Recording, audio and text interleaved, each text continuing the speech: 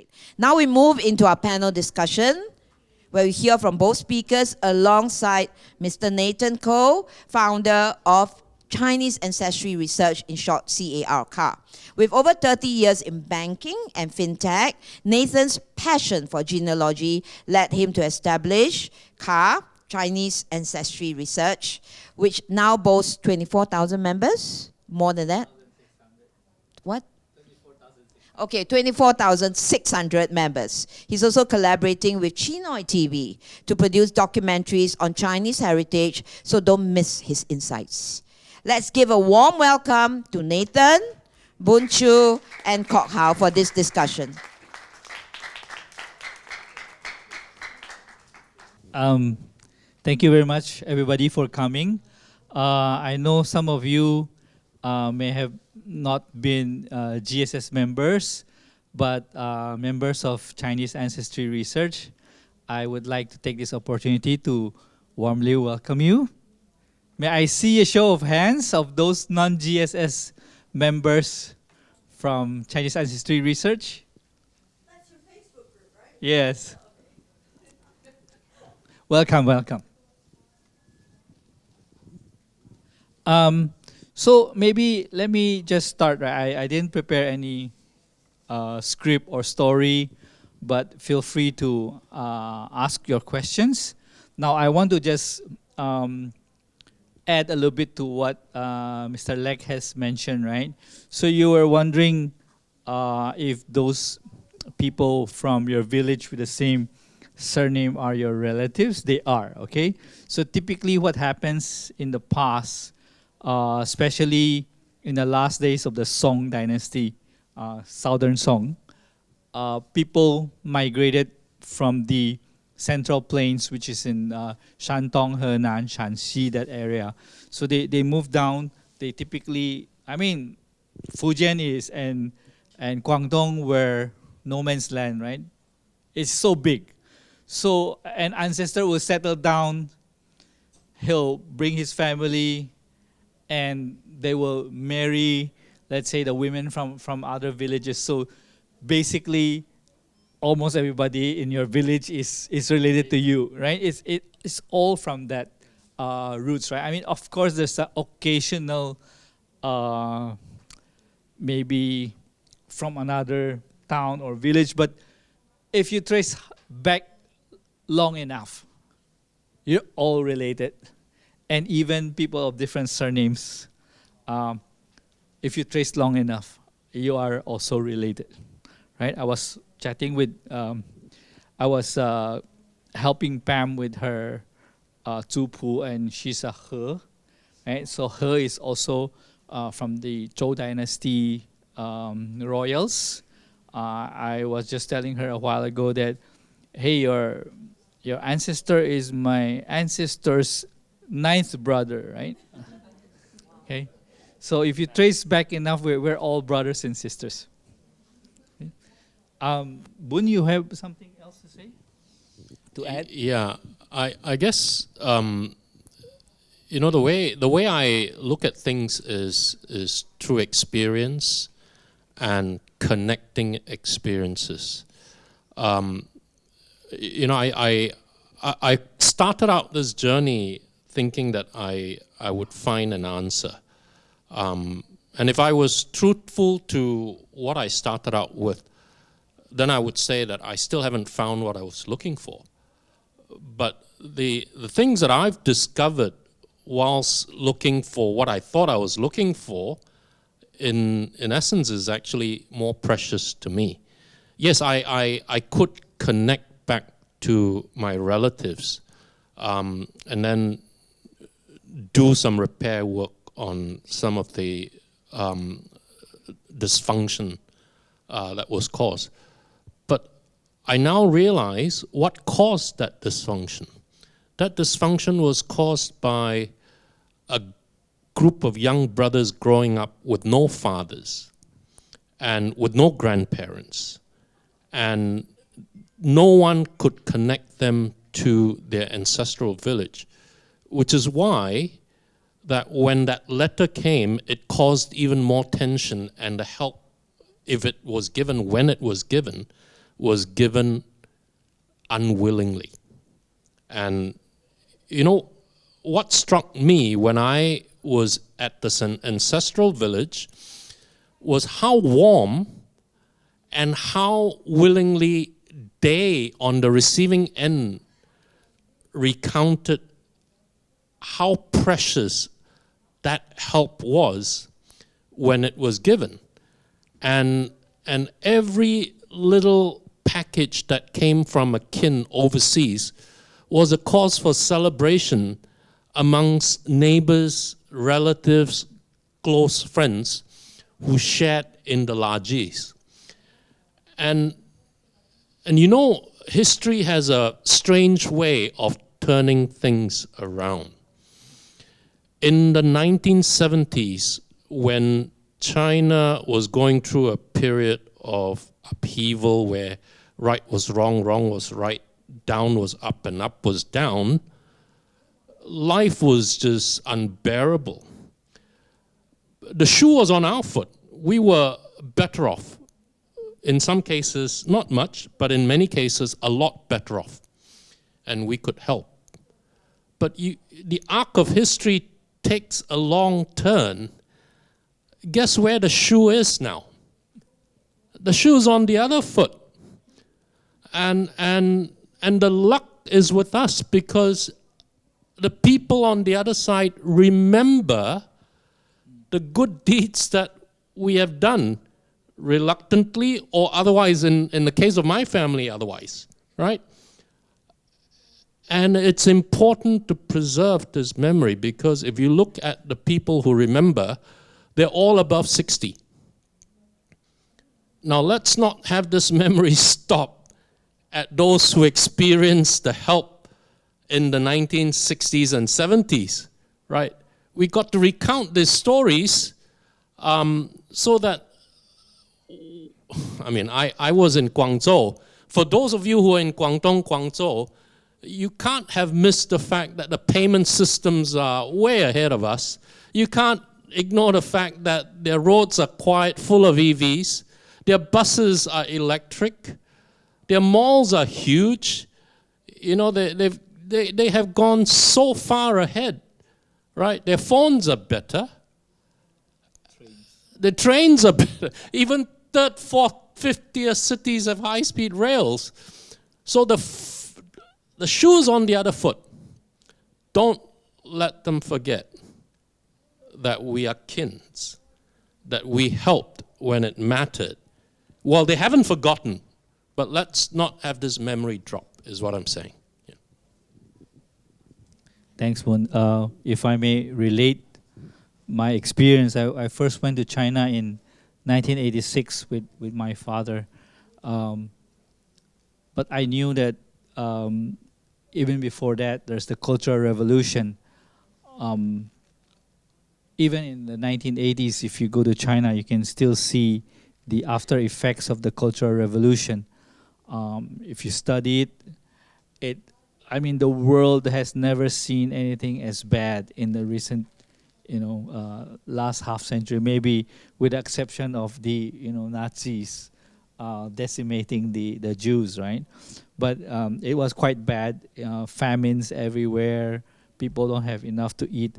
I went in 1986, my dad and I, we brought 3 luggages. 2 luggage full of old clothes are to be left behind for our relatives, and they were so happy, right?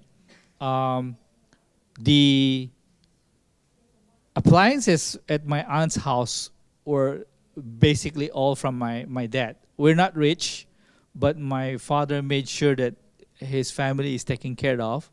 So we had to buy, at that time, appliances in Hong Kong, and then they will ship it to the village in China.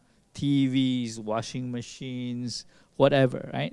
So in my first visit to my hometown in Quanzhou, 2019, my relatives were so super nice that I was speechless. Like they even paid for my hotel bills in advance, so I had to find a way to pay them back.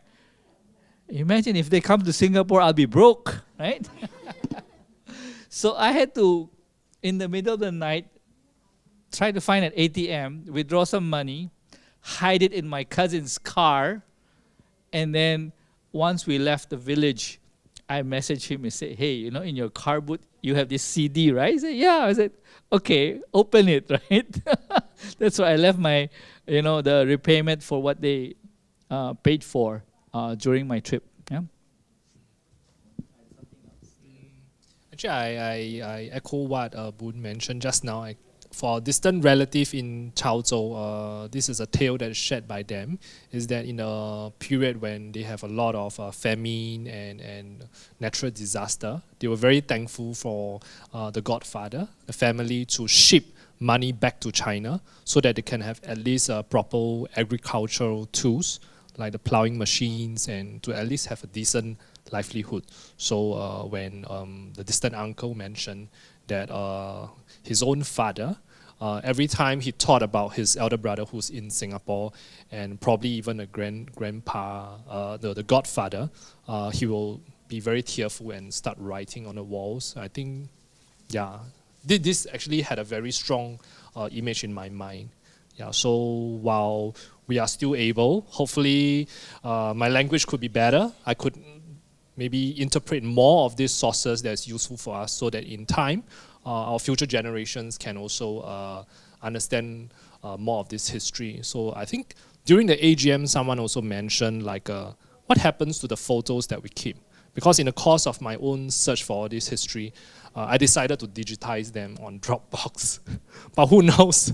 There could be an outrage that happens sometime, right? All this information, how are we going to deal with it? How about the hard copies? How about the Zupu? I mean, don't worry, I have a solution for you. I'll make you write your stories in Chinese ancestry research, and people are gonna read it 100 years from now. Okay? Okay, maybe we open the floor to questions. Anybody would like to ask any questions? Please feel free. Don't be shy.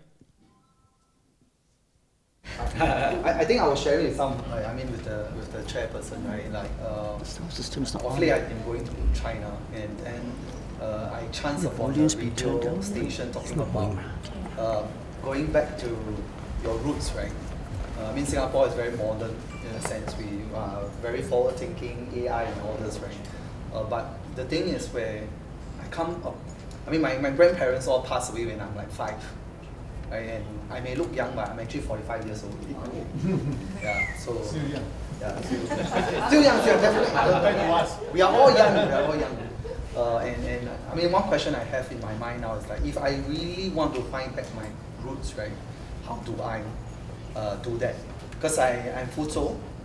I actually went to the Fuzhou Association. I went to my surname is XU, so Xu. So 双人旁的 Xu. So I even tried to approach the Xu organization association in Singapore, but I cannot connect. So I don't know how to connect back to my roots. So I want to ask, like, how do I start that journey? Sorry, your surname is Xu. Which Xu? 双人旁. Oh, okay, okay. Then 双人. Yeah. So I don't know how to. The most obvious and first stop is the tombstones. Okay, so you may have to find your ancestral tombstones, right? Yeah, because in the tombstones, typically they don't lie. Okay, and I'll tell you why. Because if your ancestors are in the Philippines or in the U.S., for example, these are former U.S. territories, and they had in 1881 subjected all Chinese to a very discriminatory law called Chinese Exclusion Act, which prevents Chinese to settle on U.S. soil. That means there was a black market for identities, right? So you buy someone's name, you assume that person's name, and so if you find documents, they may not be right, okay? So if you know my name Nathan Kok Hou is a fake name. Kok was a purchase name that my grandfather had to buy for my father. My father had to assume that name. Okay? But you see, ancestors have a way to leave clues and breadcrumbs. In my case, ever since I was a boy, I asked my dad, I say, Dad, I'm confused. Because my full name is C. Nathan Kok. S-Y, Nathan Kok. I said, hey, Dad, am I a C or am I a Ko? He said, well, you are really a C, but your surname is Ko. So I'm hiding your real surname as part of your first name. And who knows, 50, 60 years later, here I am teaching you how to decipher all these, right? So tombstones are, nobody cares, right? Yeah, you don't have to fake your surname and know you're already gone, right? Yeah, so people have the truth on the tombstones. So if you think through that, and if, let's say, you imagine, hey, my life depended on finding it, right? So what would you do? You'd go to ICA, for example, request for your father, grandfather's death certificate, birth certificates, right? You go back to the school. Oh, he studied in RI. He studied somewhere, right? You go and ask your grand aunt who's still alive. You ask every single person that you know. You may look for things that your ancestor may have left behind. He may have a seal. He may have a stamp. If he's famous, if he's donated money, you can go to the clan associations. You can look for newspaper archives. You can go to the National Library. If your ancestor is a government official from the Qing Dynasty, look at the old wardrobe. You have a sign in front. Is it a bird or a beast? Each of these leave different kind of clues, right? If it's a tiger, he's a military official. If it's a bird, he's a literary official. So other than school records, the mementos he left behind, tombstones, and not just tombstone. You go to the cemetery, you knock at the door of the registrar. I want to see the ledger, right? Not just the tombstone. I want to see the record in which he was brought into your cemetery, right? So it's a lot of things that you can really find, but the tombstone is kind of like your focus, right? So if you don't have that, then how can you have that, right? I hope that answers your question. The second thing was ICA was my grandparents that way. Yes, ICA is a good way. Yeah. Hello, afternoon. I'm Ng Sun Hui. Okay, I've just actually one question. Is do GSS get feedback from the clan association in Singapore? Mr. Ng, you want to answer that or you want me to answer that?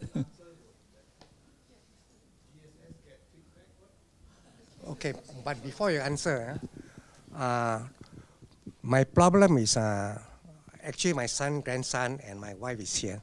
Okay, so in the past when we have our clan association, on the anniversary day, we normally attend the dinner and we have a gathering of the clans, various members of the same surname. And the clan association at that time give us information of our ancestral home in China. But this association at the moment closed down, see, because I think insufficient members to make it running. What's the name of this client association? NG. NG. Yeah. Huang. Yeah. Huang Si Zhong Hui. Oh. There's a few okay, mine is Saling. Saling. Saling. Saling. Saling. You're Teochew? I'm Teochew. You're Teochew. Yeah. Okay. There are a few associations in Singapore. Yeah. There's a Zhong Hui, Huang Si Zhong Hui. Are you a member? No. You're not? No, I'm not a member already because our association, the Saling one, actually stopped functioning. So it's no more in existence. No more existed. I think maybe one way you can find out the registrar of societies, those societies that have even ceased existence, there may be records there. Registrar of societies. You might be able to find some information there. But do you know where your ancestral village, 你的祖籍在哪里? I know, exactly, I've not been there, see? I've not been there. I've not been to that part of China. I know it's in Swatao, that's all. Swatao, yes, Swatao. And the village is, you go there, you ask people Saling, I think they know the village. Saling. Okay, if you know that Saling, then it's possible to find from the China, the Saling, where the ancestral the temple. There could be an ancestral temple there, or there could be the clan association. I think it's okay, but I'm just finding out whether the GSS has any connection with the clan associations. Well, we have some connections, but not all of them. We had like the Associate Federation, 皇室总会. I was a member there. I'm a member. So if your association is no more in existence, then we can't really find. But I think the registrar of registration may be able to give you some info. But otherwise, we have connection in Chaozhou, Santou, where you say No, I was there once, they asked the lady, where is Saling? Well, they say it's quite far away, so they know that there's a Saling there. Yeah, okay. They say it's quite far away, but we can actually try to get them, to find out some. No, I just casually asked them, where is Saling there? So they tell me it's quite far away. Okay, so I think that you know where it is. The question is how to get to the place or to speak to the people, the clan, the surname association there, or the temple, the family temple. That part, I think we might be able to help you if you give us more information. I think, Nathan, you have been there in the Santou, right?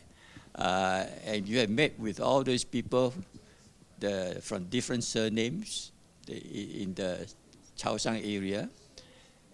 And you know that Huang Diguan, the Secretary General. So I think we can get some help from them.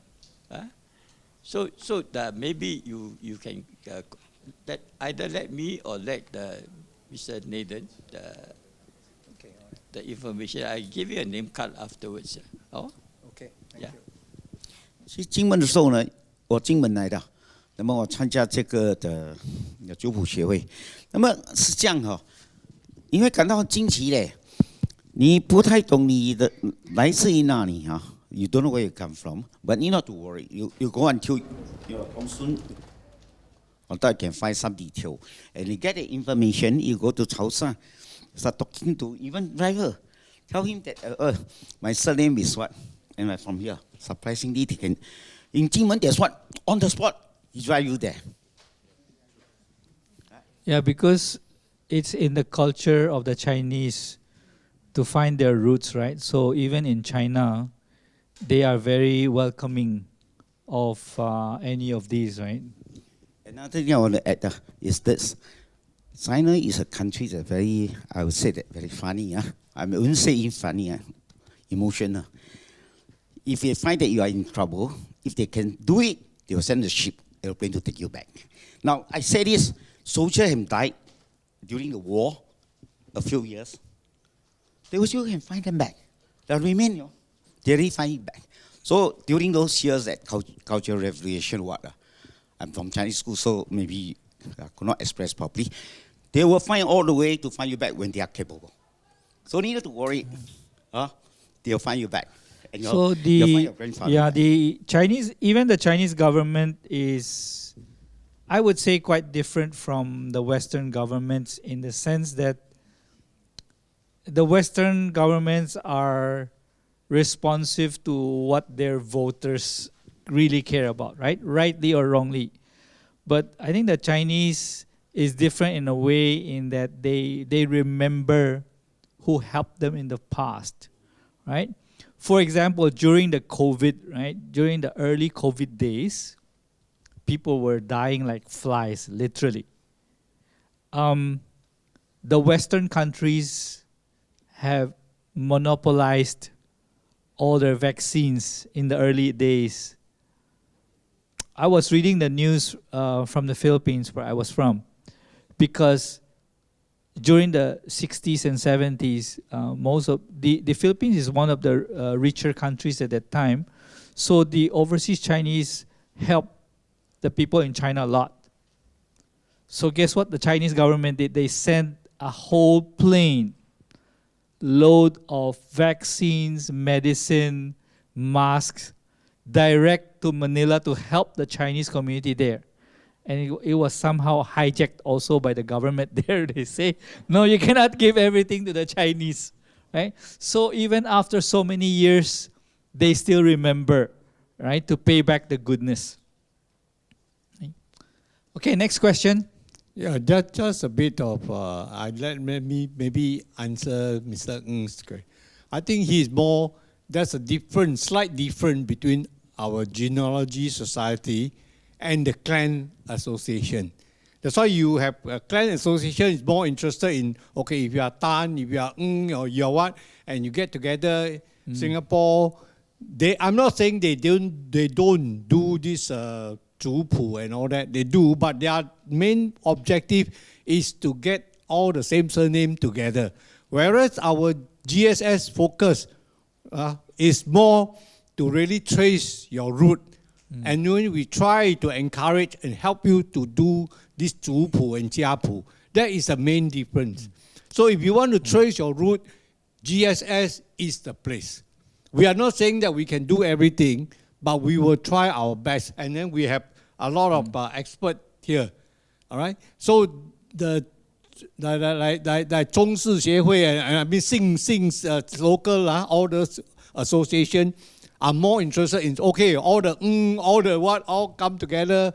We have an annual dinner, and that's about it. You know? So if you really bother to ask, then they will tell you.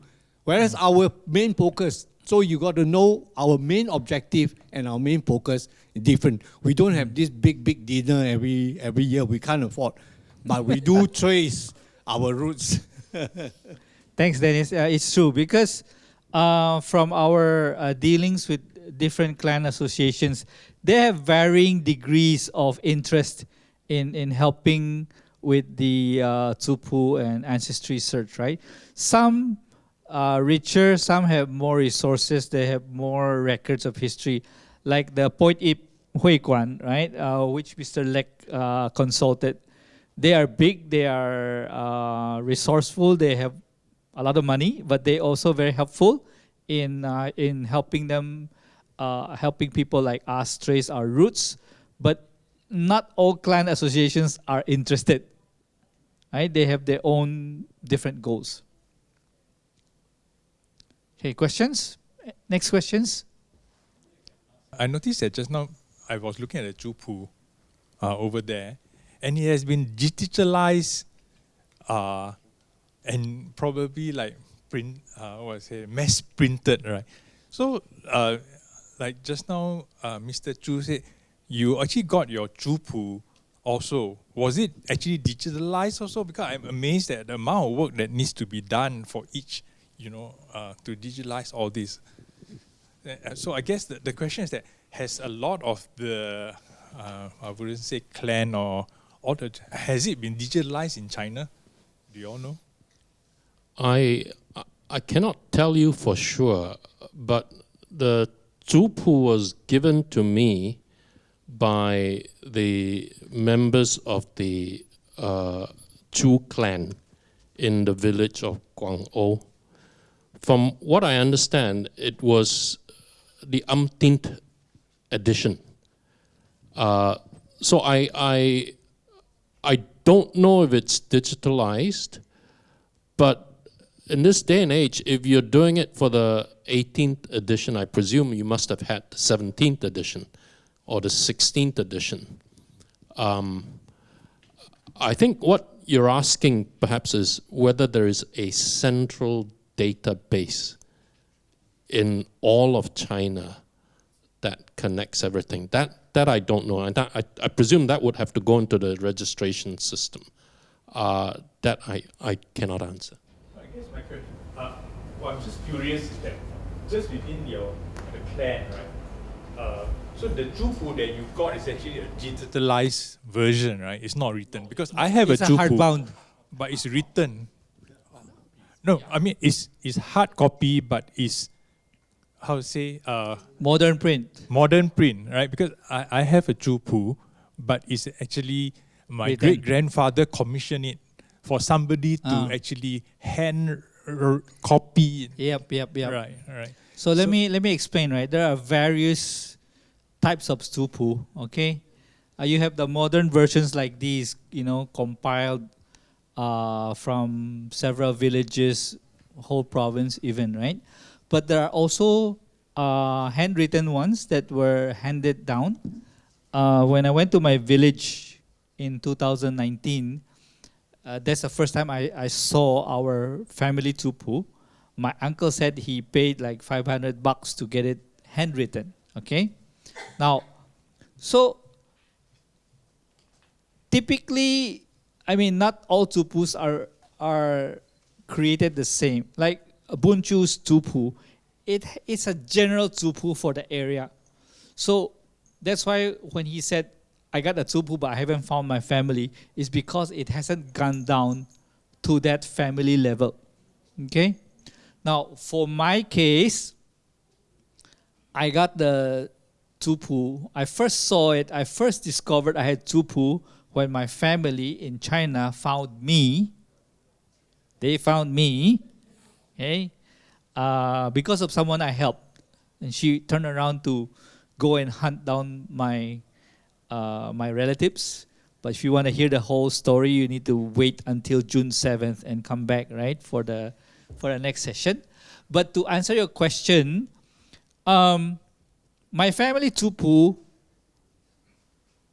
has my name. I'm the 25th generation of the Shi clan. Shi is Si Shi the Shi. In Singapore, they spelled it as S-E-E. Okay? So the particular books that my uncle had only started from the 16th generation. I'm the 25th generation. So I said, okay, so what's before this, right? So luckily for me, I had a friend who was able to get a general tupu, like the one a little bit like Boon Choo's, the earlier version, which I was told in 1960, late 1950s, there was a smart man who foresaw the trouble in China. So he wrote to all the villages with the Shi clan, send us your tupu, we'll compile them, right? So they compiled this thick tupu of the last, the first maybe 16 to 20 generations. So when I got hold of this, I was able to link my family's tupu to this bigger tree, right? And if you say, hey, the royal family in Britain, King Charles, his ancestry is like 400 or 500 years. I said, hey, that's nothing, right? My 25 is only the tip of the iceberg. Okay, yeah. So I was able to connect my tree, and just that first, I would say, in that thick tupu, it stopped at generation 16. So I was lucky because my 16 has this name, son of this, right? So it's a father-son connection. So I was able to link to that. If I remember correctly, the words are the size of a mosquito. Okay, that's how small the characters are, and it's 125 pages long. Okay, just those relatives alone, it's 125 pages long, and it's just Fujian. Okay, so imagine if I were to expand it to today, it would be at least 250 to 300 pages long. Huh? Now, whether they're digitalized or not, is there a central database? The answer is no. Okay, I can tell you it's no. Why? Because a lot of these family ancestry books are considered family secrets. So a lot of families would not want to share them regardless of what. Okay, so there will be some that are hidden, lost, but there are also a lot that are being digitalized.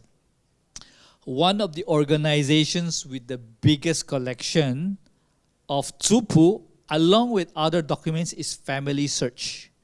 This is the organization that belongs to the Church of Jesus Christ of the Latter-day Saints, the Mormons.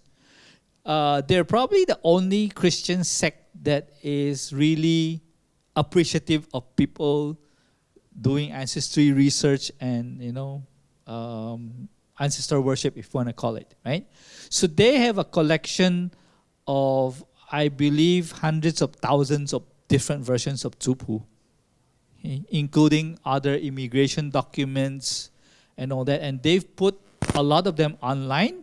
However, because of modern technology, you have the Data Privacy Act. So they had to take out about 80% of it because there are people still alive. Okay? So this organization is in fact going to have a seminar with us on June 7th. Okay? Family Search, Genealogy Society Singapore, My China Roots, and Chinese Ancestry Research were coming together to give a one-day conference. So you can search their websites, Family Search. Another organization that has an extensive digitalized Tzupu is My China Roots. Yeah? So if you think these are Tik Tzupu, you haven't seen Tik Tzupu, okay? I was looking at the Li Tzupu last week. 8,117 pages. Okay? 8,000. And I found a treasure there, in case some of you haven't heard. I found the portion on Lee Kuan Yew, our founding father. And I was also able to find he's related to Lee Teng-hui of Taiwan, president. And he's also related to Li Ka-shing. They are all descendants of the long line of Tang Dynasty emperors. Not just one, not just an offshoot, but the main line. When the Tang Dynasty was at its last days, there was a guy from your clan who want to decimate the Lees, okay? So his ancestors, his relatives, okay? So what he did was this guy, Mr. Chu, rounded up all the royals from the Lee clan, and he killed all of them, except the young emperor who was 16 years old. He had a secret son, whom a cousin of his, who is 77 years old, secretly spirited away and hid him in Fujian, in the area around Wuyisan. So that's the last surviving Tang Dynasty bloodline, where Lee Kuan Yew, Lee Teng-hui, and Li Ka-shing all came from. If you want to read more, you can read my article in my Facebook page. Yeah, I just want to remark on your questions about digitalizing the Jupu. As Nathan had just said, the old Jupu, usually they do not. Yeah, the old Jupu, usually they do not digitalize. But I know the newer one, when they redo, when they sometimes republish the old Jupu, usually they will have a soft copy. And most likely they will also have digitized them, right? So I think various the clan people have different practices. But in the Singapore context, the Jupu that we have inherited from either our parents or grandparents or from the clan association in China, they are all the printed version. There's no current plan to digitize them. But if you donate your Jupu to the association here, and in turn we donate to the National Library of Singapore, they are likely to digitize them sometimes later, not immediately, right? So there's a possibility that these things can be digitalized. We do not have the resources or the money, the finance to digitize them, but the National Library definitely has, right? So if you want your Jupu to be digitalized, give it to us and give it to the National Library. They will finally digitize it. And the other thing is a difference between the traditional Jupu and the modern Jupu, which we are proposing. You see, the traditional Jupu is very rich in information. You have all the names of the ancestors, name after names after names, right? But there's no story. There's no story. Very little story about the people. These are useful to give us the information, but it's very difficult to understand. I think most people had a Jupu, probably do not understand what it is about. But what we are suggesting is, for us to write the family history, we want to tell story of the family. Every member of the family will have a photograph, will have a short biodata, will have their own career, and so on, their contribution to family, contribution to society. So every member of the family will have something in the story. If you look at some of the Jupu that we have, family history that we have published, you find that it's quite different from the traditional Jupu.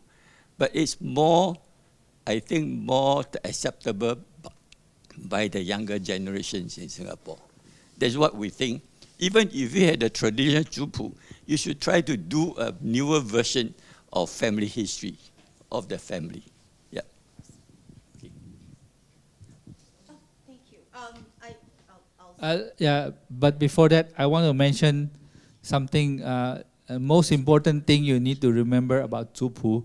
Okay, nowadays most clans already accept women. Okay, that's the most important message.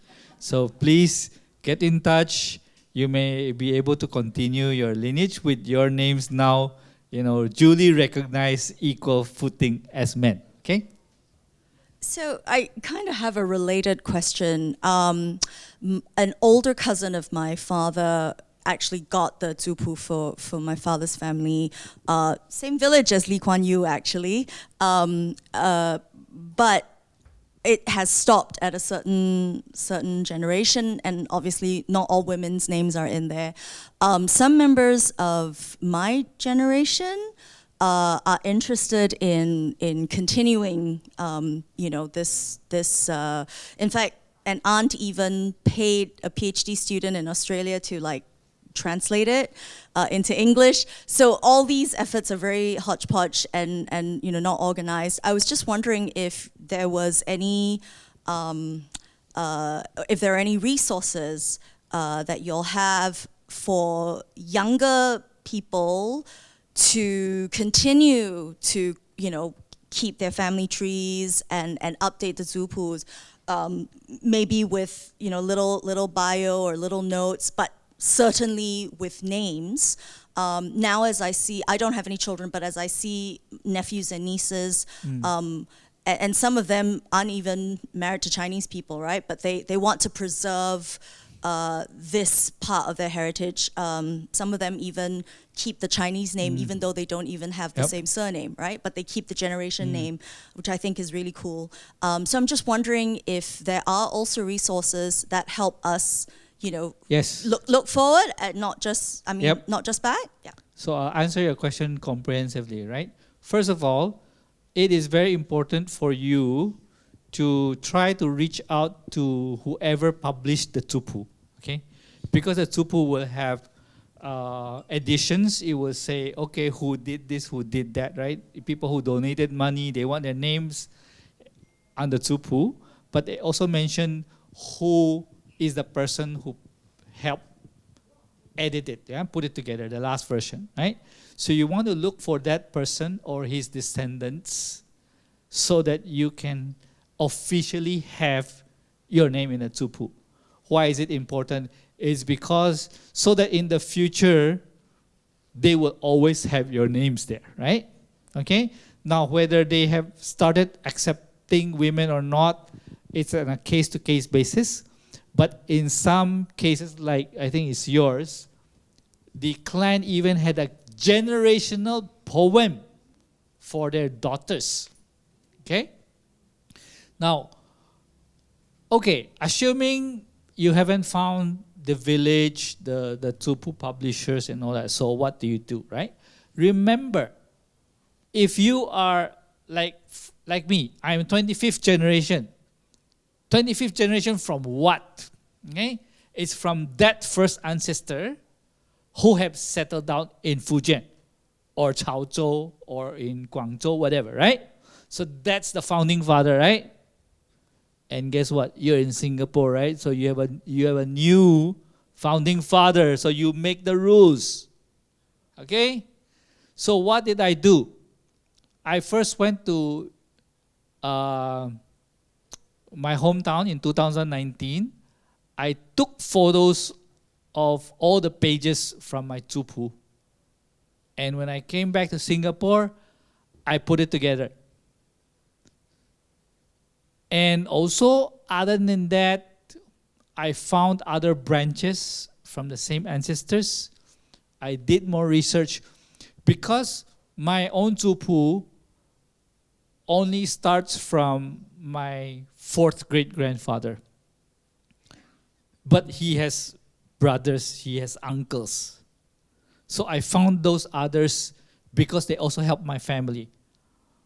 My father and grandfather were so poor, they were living in another person's house, actually. Yeah, and I dug and I found, so I added them to the tupu, their relatives. Now, so I put the three together. My concise version has the last 25 generations, although mostly focusing on the last 8. Okay? So that digitalized tree has about 300 names. And mine is just basically males, okay? This is the old traditional tupu. It is probably the only version with so many names, so many generations in one single page. Okay, I can convert my PowerPoint into a PDF, very clear version. Now, after I did that, I sent it to my relatives in China. Nowadays, they have a new baby. Nathan, can you add me to your tree? Okay?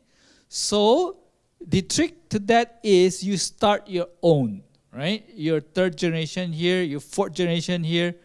If they want to include their overseas relatives, they will come to you. And that's where, okay, you want me in? Put everybody in here, right? It's everything or none, okay? So you make the rules, right? Your ancestor came here, you're the fourth generation in Singapore, Malaysia, US, whatever, right? Yeah? You are no longer someone with no leverage. You have leverage because they also want to show that their lines have expanded overseas. To them, that's prestigious. Okay? So now you have a bargaining chip. Use it wisely. Right. I was going to tell everybody that it's 5 o'clock. Yes, and I'd like to thank Nathan, Boon Choo, and Kok Hou for today's session. And I hope today's stories have inspired you to explore your own roots. Right? And before you leave, yes, let's give a big hand to all of them. So until next time, keep discovering, connecting, and unlocking the stories of your past. And more important, if you are keen to join GSS, please go and see Chon Sing at the back. Thank you very much. Don't forget June 7th. Now we have a joint face-to-face full-day conference, which is free, and it has 4 prestigious organizations to give talks like this, stories, and also to teach you how to go about your challenges. Right. There's no poster yet, but I have already given some preview on my Facebook group. The date is firmed up. It's just that we haven't published the links for registration. Okay, but there are already a few people who are flying in to join. June 7th is a Saturday. It's going to be held at Singapore Chinese Cultural Center. Yeah. We are going to publish the seminar very soon. But what you learned today is actually the 7th of June, Saturday, placed at Singapore Chinese Cultural Center, Recital Studio, level 7. It's going to be from 9 o'clock to 5 o'clock, a full day. The one important thing is they are going to teach you how to use the family search, the software to build family tree. So it's going to be a family tree seminar. So they will have hands-on experience. They will show you how to do and let you actually try to serve their software to build a family tree. I think that's valuable. It's not the only software available in the market, but as Nathan has said, the Family Search is one of the largest, if not the largest, the organization for genealogy in the world. They are based in USA, but it's actually spread all over the world. But there are other softwares which we will introduce later. And then whether you want to adopt which software, you can decide later. But this is free. This software is free for use. Other software, you may have to pay for use. Okay. Thanks.